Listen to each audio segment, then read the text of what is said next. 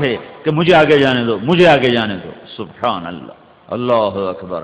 اور 1.25 لاکھ کا مجمع یہ منظر دیکھ رہا ہے کہ اونٹوں میں لڑائی ہو رہی ہے، ادھر گھسیٹ کے لانا پڑتا ہے، ادھر وہ خود آگے بھاگ رہے ہیں کہ مجھے ذبح ہونے دو، مجھے ذبح ہونے دو. آپ نے 63 اونٹ ذبح کر کے برچھا پھینک دیا اور علی سے کہا علی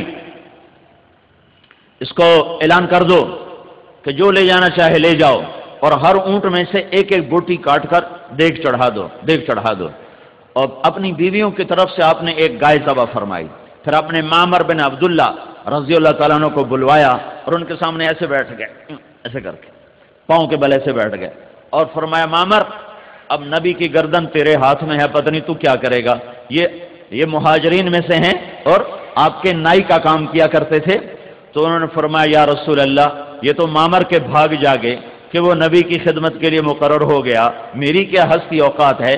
تو اس وقت آپ کے بال بڑے لمبے لمبے بال تھے، تو آپ نے دائیں طرف کے بال سارے منڈوا کر، سامنے ابو طلحہ انصاری کھڑے تھے ان کو سارے کے سارے ان کو دے دیے، اور پھر بائیں طرف کے بال منڈوا کر صحابہ میں تقسیم کر دی، کسی کو ملا کسی کو نہ ملا.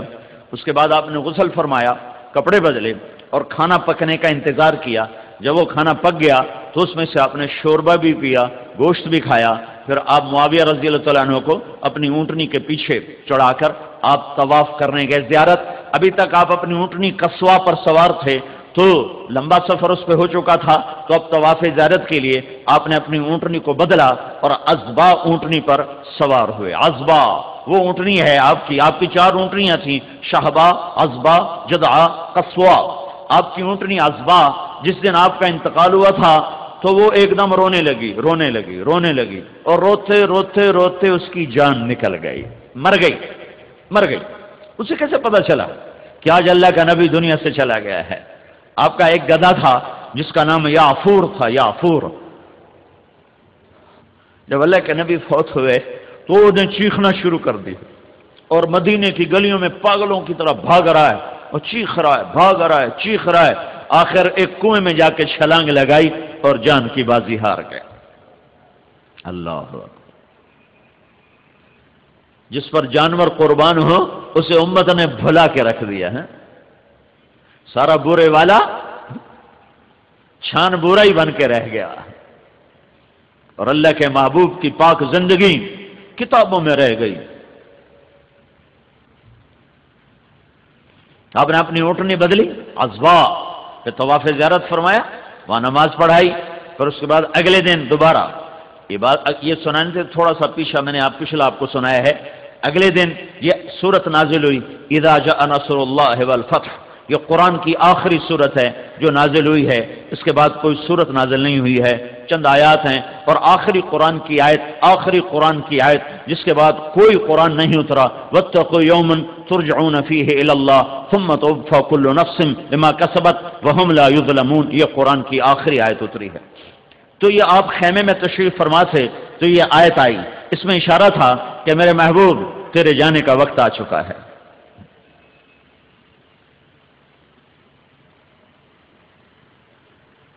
تیرے جانے کا وقت آ چکا ہے. فسبح بحمد ربک واستغفر. تیاری کرو.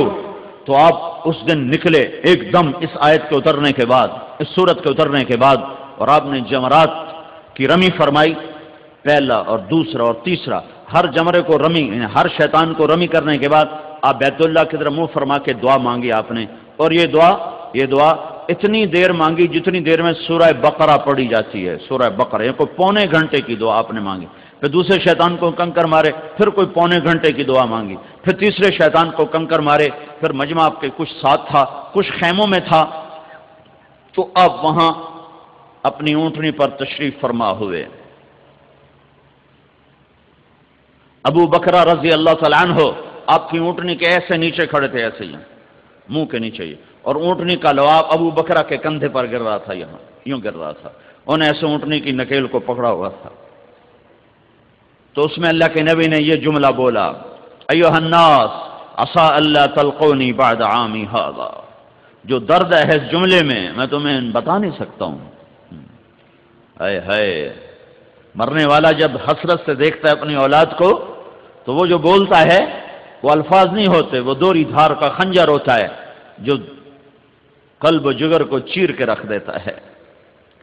تو آپ کو نظر آ گیا تھا کہ میرے رب نے میرے روانہ ہونے کا اعلان کر دیا ہے، تو سامنے اپنا گلشن تیار ہے، جیسے مالی گلشن کو دیکھتا ہے جو چھوڑنا پڑ رہا ہو تو کیا اس کی حسرت ہوتی ہے۔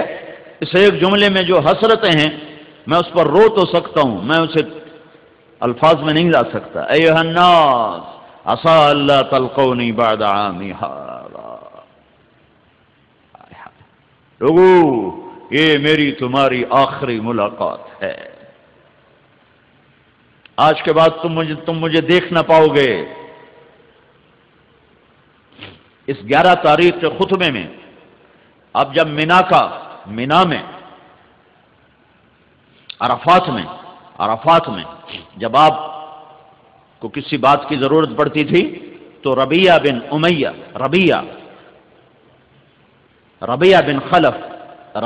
خلف یہ آپ کے قریب کھڑے تھے، تو آپ ان سے کہتے ربیہ لوگوں سے کہو اللہ کا رسول یہ کہہ رہا ہے۔ ان کی آواز بلند تھی تو کہتے لوگو اللہ کا رسول یہ فرما رہا ہے۔ لیکن آج جذبات اور جدائی کا غم اور جذبات اور محبت اور شفقت اور فراق اتنا کچھ اکٹھا ہو گیا تھا کہ جوش میں آپ کی آواز بلند ہوئی، اور کسی ترجمان اور کسی کو کہنے کی ضرورت نہیں تھی۔ 4 میل لمبی وادی ہے مینا کی، مزدلفہ کے ابتدا اور مینا کے آخری کنارے تک اللہ کے نبی کی آواز بغیر سپیکر کے جا رہی تھی، اور سننے والے جو سامنے کھڑے تھے وہ بھی ایسے سن رہے تھے جیسے آخری خیمے والا۔ خیموں میں بیٹھی عورتوں نے سنا، سارے آدمی تو ساتھ نہیں آئے تھے کنکر مارنے، کچھ ساتھ آ گئے تھے، کچھ خیموں میں تھے، عورتیں بھی، مرد بھی، بوڑھے بھی۔ تو آپ کی آواز اتنی بلند ہوئی ہے جوش میں، جذبات میں، کہ مینا کے آخری کنارے تک اور پہاڑوں کی چوٹیوں تک آپ کی آواز پھیل رہی تھی، اور اس میں آپ نے یہ جملہ 3 دفعہ دہرایا، فَلْيَبَلِّغِ الشَّاهِدُ الْغَائِبُ، میرا پیغام آگے پہنچا دو، میرا پیغام آگے پہنچا دو، میرا پیغام آگے پہنچا دو۔ اور یہی 11 تاریخ کو آپ نے کہا، 10 کو نہیں یہ کہا، 9 کو نہیں کہا، 11 کو کہا، الا هل بلغت،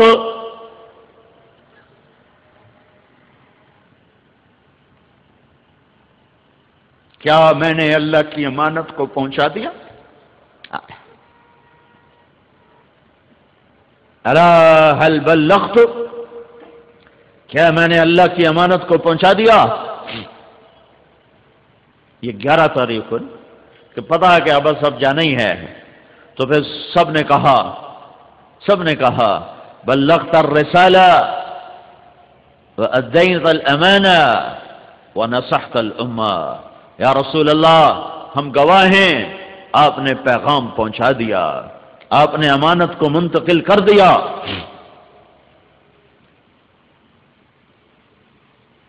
آپ نے اللہ کا پیغام پورا ہم تک منتقل کر دیا، اور آپ اپنی امت کی ہر بھلائی ہمیں بتا کے جا رہے ہیں۔ تو کہا اللہم اشہد، اللہم اشہد، اللہم اشہد، اللہ گواہ ہو جا، یہ کہہ رہے ہیں میں نے تیرا پیغام پہنچا دیا ہے۔ یہ 11 تاریخ کو یہ تبلیغ کا کام امت کی طرف منتقل ہوا، فَلْيَبَلِّغِ الشَّاهِدُ الْغَائِبُ، جاؤ میرا پیغام آگے پہنچا دو۔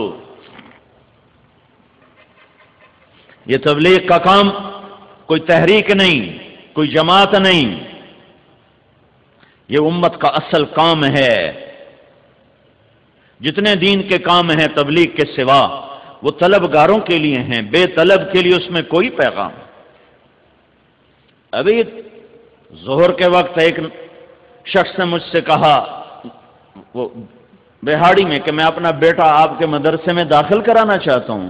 میں نے کہا میرے پاس کوئی جگہ نہیں ہے، ایک بستر بچھانے کی بھی جگہ کوئی نہیں ہے، میں معافی چاہتا ہوں، میں داخل نہیں کر سکتا۔